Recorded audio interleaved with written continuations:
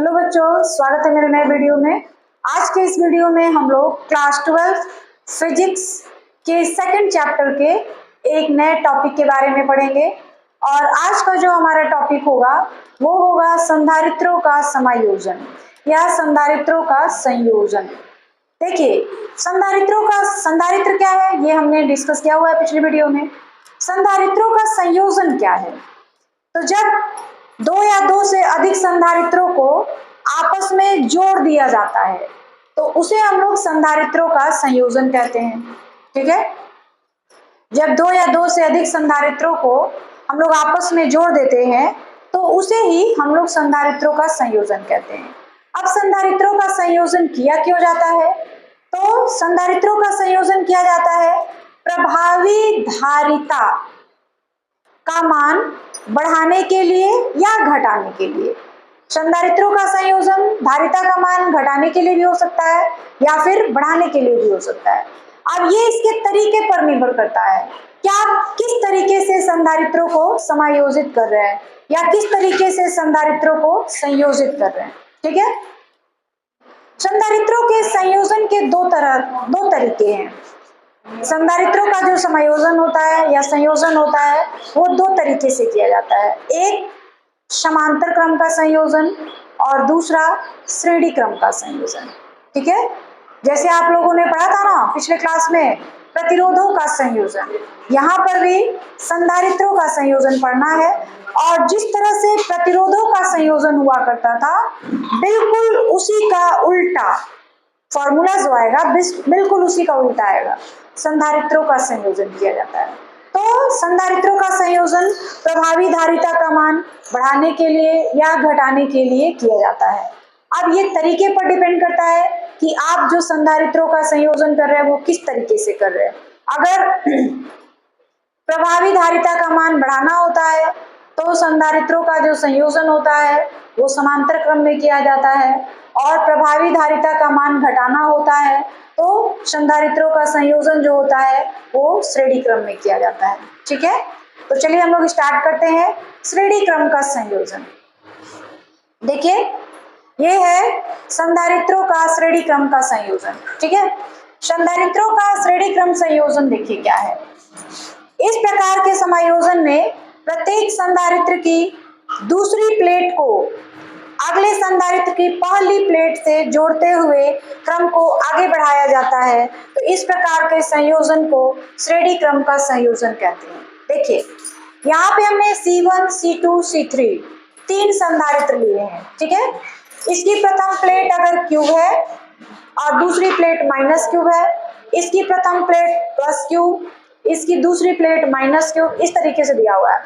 हमको केवल एक ही संधारित्र C1 को क्यू आवेश दिया जाता है। जो हमारा संधारित्र Q1 है, जो संधारित्र C1 है उसको आवेश Q दिया जाता है। तो प्रेरण के कारण उसका जो दूसरा प्लेट है उस पर उतने ही मात्रा में माइनस क्यूब आवेश उत्पन्न हो जाता है। अब इसके प्रेरण के कारण जो दूसरा संधारित्र है उसमें पहले वाली प्लेट पे प्लस क्यूब आवेश, दूसरी वाली प्लेट पर माइनस क्यूब आवेश, तीसरी वाली प्लेट पर पहली वाली प्लेट पर प्लस क्यूब आवेश और दूसरी वाली प्लेट पर माइनस क्यूब आवेश समान मात्रा में उत्पन्न हो जाता है। और ये क्यों उत्पन्न होता है? तो प्रेरण के कारण। हमने केवल एक ही संधारित्र को प्लस क्यू आवेश दिया है। पहला जो संधारित्र है उसी को हमने केवल आवेश क्यूब दिया है। इस प्रेरण के कारण क्या हो रहा है, सभी संधारित्रों की भीतरी सतह पर माइनस आवेश और पहली वाली सतह पर प्लस आवेश खुद ब खुद उत्पन्न हो रहा है प्रेरण के कारण। इतनी बात समझ आ गई? प्रत्येक संधारित्र का विभवांतर V1, V2 और V3 लिया गया है। पहला वाला जो संधारित्र है इसका विभवांतर V1 है, दूसरा संधारित्र इसका विभवांतर V2 है, तीसरा संधारित्र इसका विभवांतर V3। ठीक है, अब हमने क्या किया, इस तीनों संधारित्र को जोड़ दिया गया है और इस तरीके से जोड़ा गया है कि पहले संधारित्र का प्रथम प्लेट और दूसरे संधारित्र का प्रथम प्लेट, जैसे पहले संधारित्र का माइनस वाला प्लेट दूसरे संधारित्र के प्लस वाले प्लेट से, दूसरे संधारित्र का माइनस वाला प्लेट तीसरे संधारित्र के प्लस वाले प्लेट से, इस तरह से जोड़ा जाता है और इस क्रम को आगे बढ़ाया जाता है। तो इस तरह के समायोजन को हम लोग श्रेणी क्रम का संयोजन कहते हैं। मतलब एक का प्लस तो दूसरे का माइनस, एक का प्लस तो दूसरे का माइनस, इस तरीके से अगर हम जोड़ते हैं संधारित्रों को तो यह संधारित्रों का जो समायोजन होता है वह श्रेणी क्रम का संयोजन कहलाता है। ठीक है, तो श्रेणी क्रम का संयोजन कहलाता है।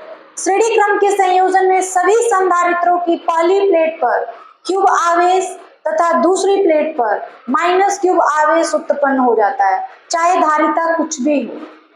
जो श्रेणी क्रम का संयोजन होता है उसकी खासियत यह होती है कि जितने भी संधारित्र आपस में जोड़े गए हैं श्रेणी क्रम में, उन सभी संधारित्रों की पहली प्लेट पर प्लस क्यूब आवेश उत्पन्न होता है और दूसरी प्लेट पर माइनस क्यूब आवेश उत्पन्न होता है, चाहे उनकी धारिता कुछ भी आप ले लीजिए। ठीक है, तो चलिए अब आगे यहां से चित्र देख करके हम लोग बनाएंगे।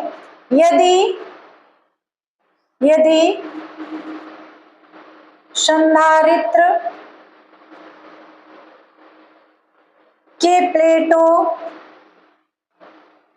प्लेटों के बीच विभवांतर V1, V2, V3 हो तब V1, V2, V3 हो तब V1 बराबर Q बाई C1, V2 बराबर Q बाई C2 और V3 बराबर Q बाई C3। देखिए हमने आवेश Q केवल एक ही प्लेट को दिया है, जो प्रथम संधारित्र है इसी की प्रथम प्लेट को हमने Q आवेश दिया है और प्रेरण के कारण ऐसा होता गया है कि दूसरी वाली प्लेट पर माइनस, फिर दूसरे संधारित्र की पहली प्लेट पर प्लस, दूसरी पर माइनस, तीसरे संधारित्र की पहली प्लेट पर प्लस और दूसरे पर माइनस आवेश अपने आप उत्पन्न होता गया है। ये आपको कुछ करने की जरूरत नहीं है, वो अपने आप प्रेरण के कारण वैसा हो जा रहा है। ठीक है, आवेश तो आपने क्यों ही दिया है पहले संधारित्र को, तो आवेश इसमें फिक्स हो गया है क्यों। और V1 प्रथम संधारित्र का विभवांतर है, V2 दूसरे संधारित्र का विभवांतर है, V3 तीसरे संधारित्र का विभवांतर है। अब प्रथम संधारित्र की प्रथम प्लेट को बैटरी के धन ध्रुव से और तीसरे संधारित्र की माइनस वाले प्लेट को बैटरी के ऋण ध्रुव से जोड़ दिया गया है। ठीक है, अब क्या होता है देखिए, बिंदु A और B के बीच विभवांतर, देखिए A और B के बीच टोटल जो विभवांतर है V है, उसी को तीन हिस्सों में बांटा गया है, यानी V बराबर क्या हो जाएगा, इन तीनों छोटे छोटे विभवांतर को हम लोग आपस में जोड़ देंगे। तो V बराबर क्या हो गया, V1 plus V2 plus V3 होगा कि नहीं होगा, देख लीजिए। पूरे यहाँ जो संधारित्र लगा हुआ है इस पूरे का विभवांतर भी है। प्रथम संधारित्र के लिए V1 विभवांतर लिया गया है, दूसरे के लिए V2 लिया गया है और तीसरे के लिए V3 लिया गया है। तो ये जो V है इन तीनों छोटे छोटे विभवांतर के सम के बराबर होगा, इसलिए हमने लिखा V बराबर V1 plus V2 plus V3। ठीक है, अब क्या होगा, V बराबर देखिएगा इधर Q बाई C लिख सकते हो और इधर V1 की जगह Q बाई C1 प्लस यहाँ से V2 की जगह Q by C2 plus V3 की जगह Q बाई C3। ठीक है, अब हम लोग क्या करेंगे, यदि बिंदु A और B के बीच तीनों संधारित्रों के स्थान पर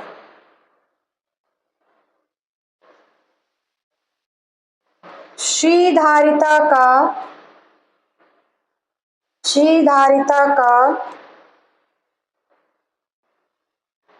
एक ऐसा संधारित्र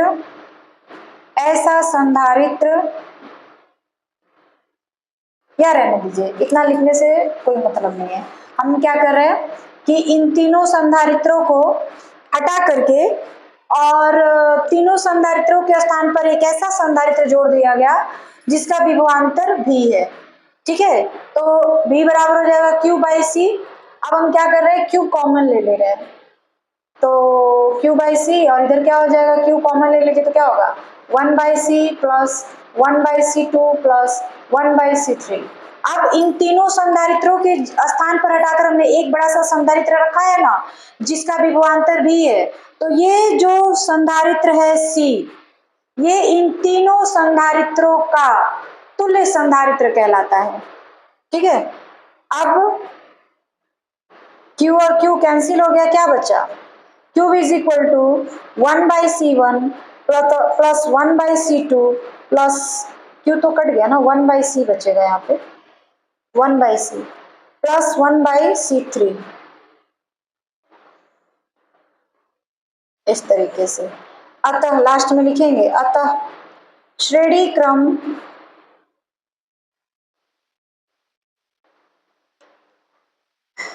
में संधारित्रों की तुल्यधारिता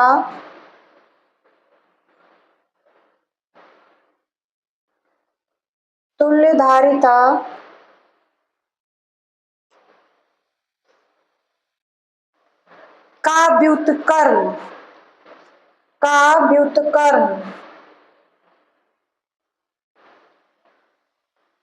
उन संधारित्रों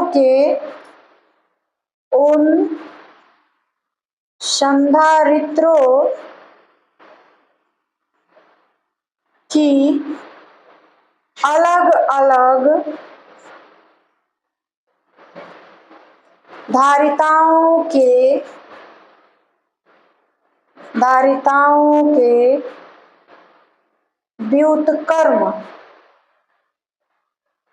व्युत्क्रमों के योगफल के बराबर होता है। योगफल के बराबर होता है।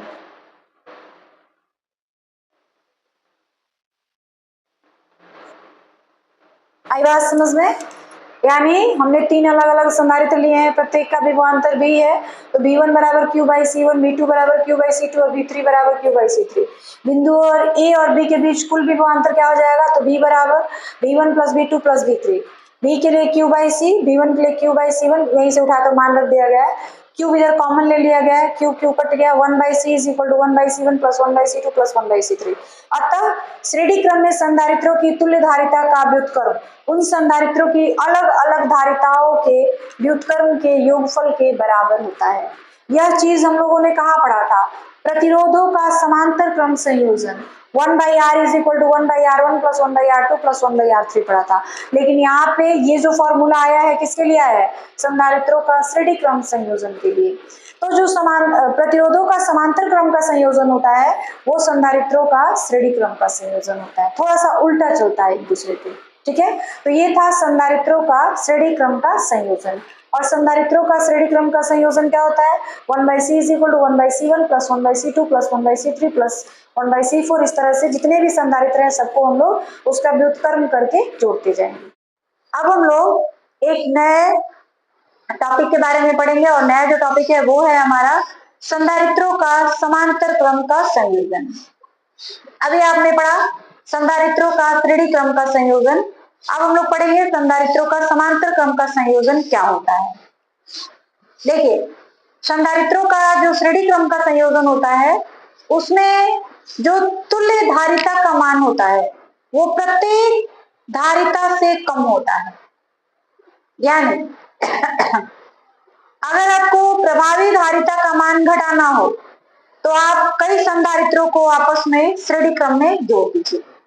और अगर आपको प्रभावी धारिता का मान बढ़ाना हो तो कई सारे संधारित्रों को आपस में समांतर क्रम में जोड़ दीजिए।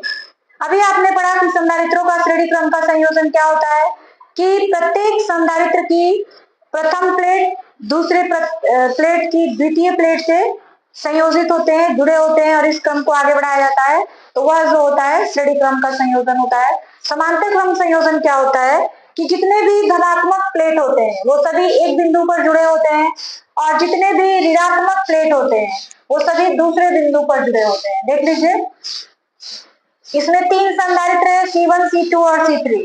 C1, C2 और C3 के जो धनात्मक प्लेट है तीनों के वो एक बिंदु A पर जुड़े हुए हैं और जितने भी ऋणात्मक प्लेट है वो सारे बिंदु B पर जुड़े हैं।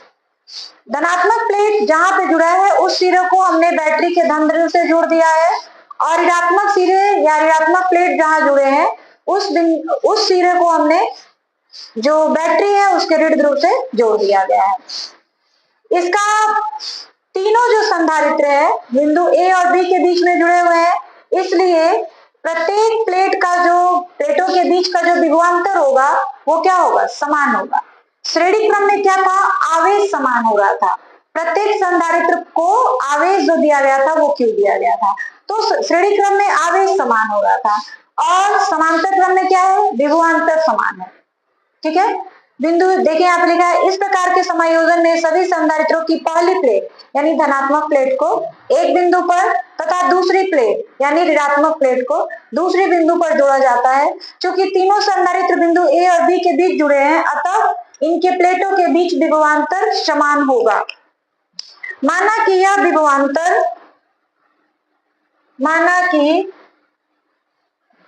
विभवांतर भी है तथा संधारित्र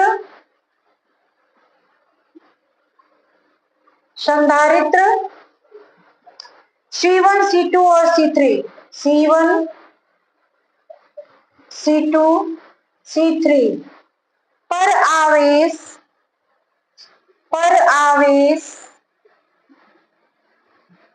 क्रमशः का मतलब क्रम से Q1, Q2, Q3 है।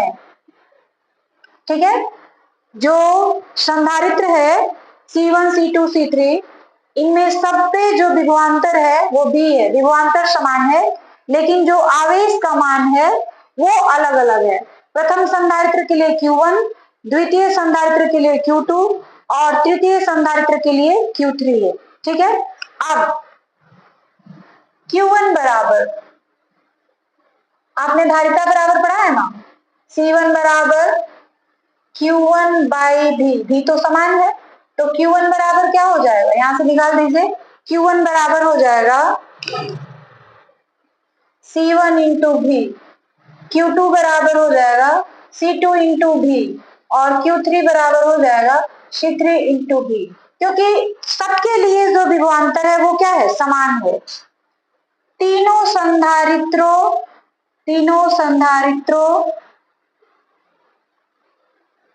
का कुल आवेश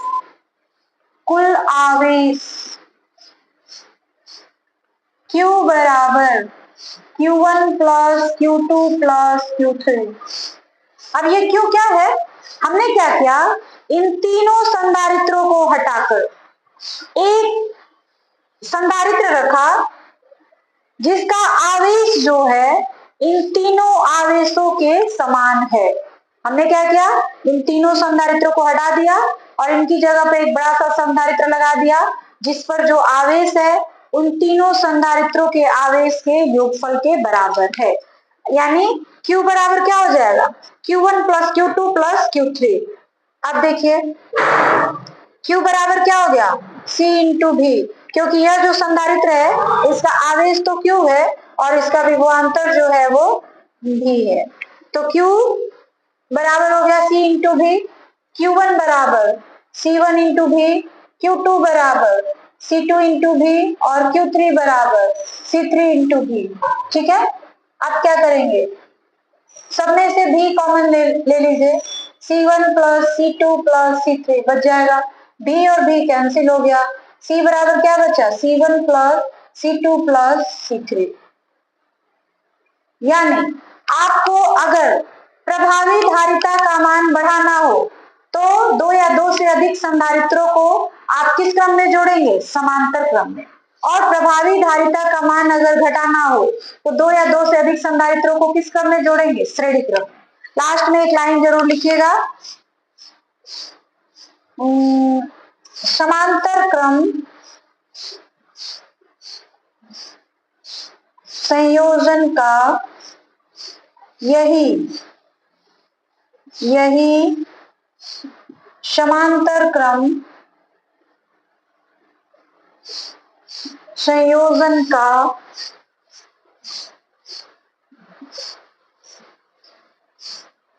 सूत्र है।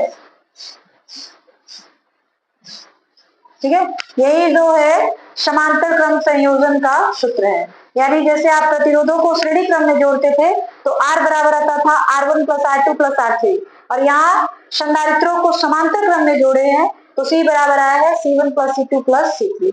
तो प्रतिरोध और संधारित्र का संयोजन एक दूसरे के उल्टा चल रहे हैं।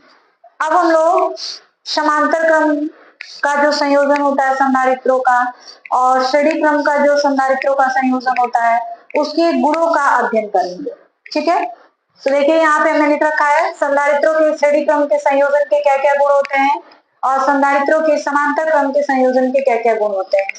पहला गुण है श्रेणी क्रम में संयोजन में आवेश का मान प्रत्येक संधारित्र पर समान होता है और उसके लिए फॉर्मूला होता है Q बराबर C इंटू V। दूसरा क्या है, दो संधारित्र अगर श्रेणी क्रम में जोड़े गए हैं तो उनकी तुल्य धारिता का मान 1/C is equal to 1/C1 plus 1/C2। हम लोग दोनों का एलसीएम लेंगे, C1 इंटू C2 ऊपर हो जाएगा C1 plus C2।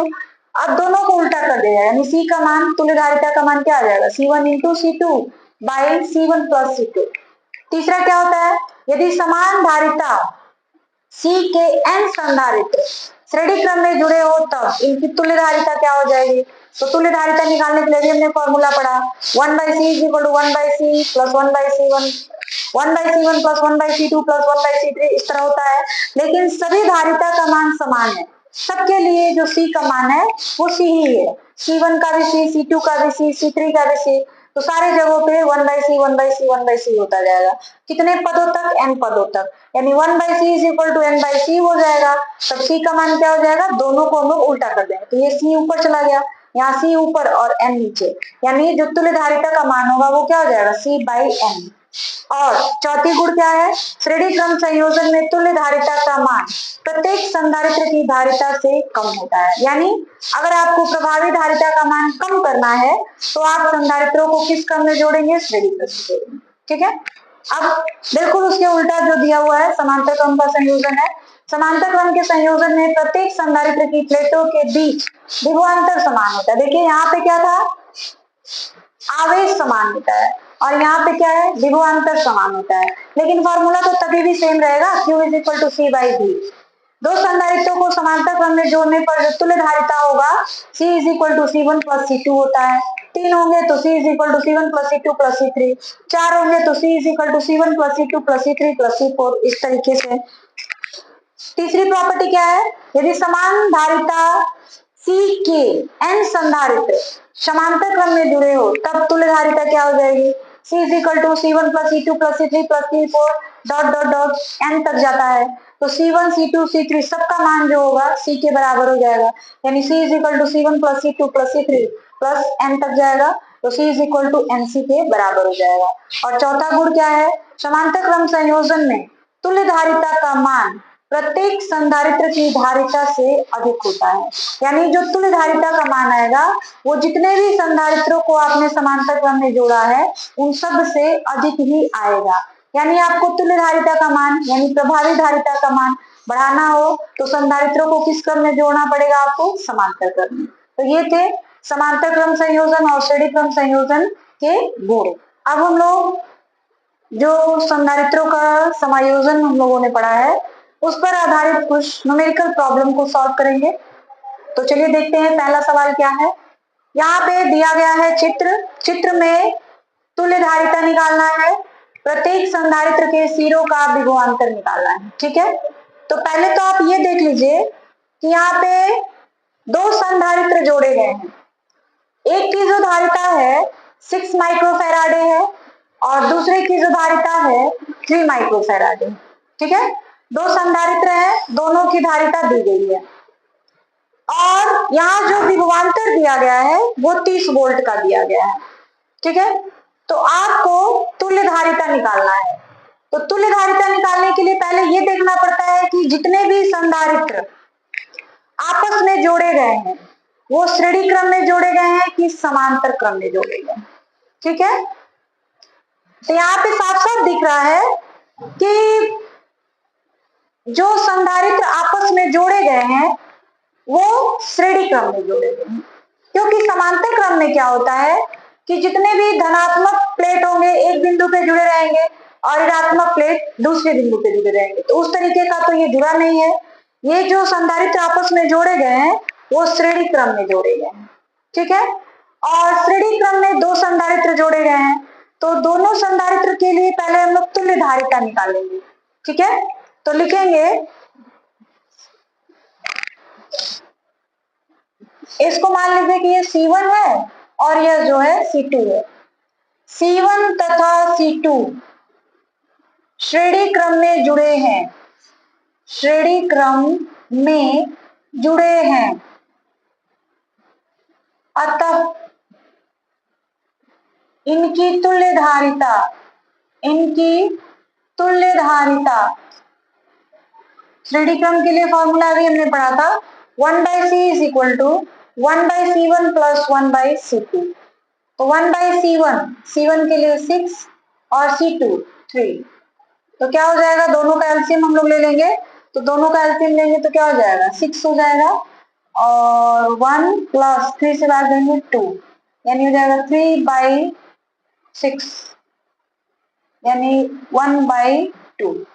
1/c is equal to 1/2, 1/c is equal to 1/2। ठीक है, माइक्रोफैराडे। तो C बराबर क्या हो जाएगा, 2 माइक्रोफैराडे, यानी जो तुल्य धारिता आई है वो कितने आ गई है, 2 माइक्रोफैराडे। उसके बाद तो तुल्य धारिता तो निकल गई, जो C1 और C2 दो संधारित्र हैं उनकी तुल्य धारिता C बराबर 2 माइक्रोफैराडे होगा, ये तो निकल गया। दूसरा, प्रत्येक संधारित्र के सिरों का विभवांतर ज्ञात करिए। देखिए, जब दो या दो से अधिक संधारित्र श्रेणी क्रम में जुड़े होते हैं तो उन सभी संधारित्रों पर आवेश का मान समान होता है, लेकिन विभवांतर का मान अलग अलग होता है। आ रही बात समझ में? हमने जब गुण लिखा था उसमें आपने लिखा था कि जब संधारित्र दो या दो से अधिक संधारित्र श्रेणी क्रम में जुड़े हैं तो प्रत्येक संधारित्र पर आवेश समान होता है, लेकिन विभवांतर अलग अलग होता है। तो यहाँ पे दोनों प्लेट पर जो विभवांतर होगा वो क्या हो जाएगा, अलग अलग हो जाएगा। ठीक है, तो दोनों प्लेट पर विभवांतर हमको निकालना पड़ेगा। और विभवांतर कैसे निकालेंगे, तो सबसे पहले Q बराबर, यहां लिखना पड़ेगा प्रत्येक संधारित्र पर आवेश, प्रत्येक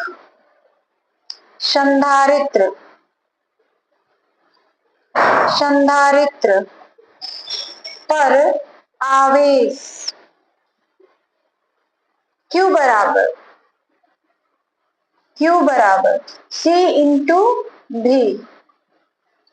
Q बराबर C इंटू V। तो C का मान यानी तुल्य धारिता जो मिला हुआ है 2 माइक्रोफैराडे, तो 2 इंटू 10 टू द पावर -6, और V का मान जो 30 वोल्ट आपको दिया गया है ये हो जाएगा 30, यानी यह आ गया 6 into 10 to the power -5 coulomb. ठीक है, प्रत्येक संधारित्र पर आवेश 6 into 10 to the power -5 coulomb का होगा। अब आपको विभवांतर निकालना है। दोनों ही जो संधारित्र हैं दोनों पर आवेश का मान जो होगा 6 into 10 to the power -5 coulomb का होगा। अब दोनों पर आपको विभवांतर निकालना है, तो V1 बराबर Q/C1, तो Q का मान तो यही रहेगा 6 इंटू 10 टू द पावर -5 और C1 6 माइक्रो फेराडे दिया है तो उसको फेराडे में चेंज कर देंगे, 6 और 6 कैंसिल, इसको ऊपर ले चलेंगे तो 10 टू द पावर -5 और 10 की पावर -6 जब ऊपर आएगा तो वो प्लस हो जाएगा, प्लस हो गया, यानी दोनों पावर को घटाएंगे तो आ जाएगा 10 वोल्ट। आई बात समझ में? उसी तरह V2 निकालेंगे, यानी दूसरे वाला जो संधारित्र है उस पर कितना विभवांतर होगा, तो Q बाई C2, Q का मान तो समान रहेगा 6 इंटू 10 टू द पावर -5 और C2 3 माइक्रो फेराडे, तो 3 इंटू 10 टू द पावर -6, 2 से कट जाएगा और इसको जब हम लोग ऊपर करेंगे तो 2 into 10 to the power -5 into 10 to the power ऊपर जाएगा तो +6 हो जाएगा, ये हो गया 2 इंटू 10 यानी 20 वोल्ट। ठीक है, तो इस तरीके से यह जो क्वेश्चन था आसानी से देख लीजिए सॉल्व हो गया। दोनों ही संधारित्र श्रेणी क्रम में जुड़े हैं तो इनकी तुल्य धारिता हमने निकाल दिया, तुल्य धारिता 2 माइक्रो फेराडे निकला हुआ है और प्रत्येक संधारित्र पर जो आवेश होगा Q बराबर C इंटू B निकाल दिया। उसके बाद संधारित्र तो श्रेणी क्रम में जुड़े हैं तो विभवांतर अलग अलग होगा, दोनों पर आवेश समान रहेगा और आवेश यही रहेगा, लेकिन विभवांतर V1 और V2 है जो इस वाले फॉर्मूले से हमने निकाल दिया और दोनों पर विभवांतर का मान आ गया। अब हम लोग फिर उसी सवाल को कर रहे हैं, लेकिन यहाँ पे क्या है कि दोनों संधारित्र जो है किस क्रम में जुड़े हुए हैं, समांतर क्रम में। पहले वाले केस में क्या था कि दोनों संधारित्र श्रेणी क्रम में जुड़े थे, अभी क्या है कि दोनों संधारित्र समांतर क्रम में जुड़े हैं, तो तुल्य धारिता क्या हो जाएगी, मान लीजिए ये C1 है और ये C2 है तो लिखेंगे सॉल्यूशन में C1 तथा C2 समांतर क्रम में जुड़े हैं, समांतर क्रम में जुड़े हैं, अतः तुल्य धारिता, समांतर क्रम के लिए फॉर्मूला क्या है, C बराबर C1 प्लस C2, यानी C1 का मान 6 माइक्रो फेराडे और C2 का मान 3 माइक्रो फेराडे, तो कितना हो जाएगा 9 माइक्रो फेराडे, ये तुल्य धारिता निकल गई।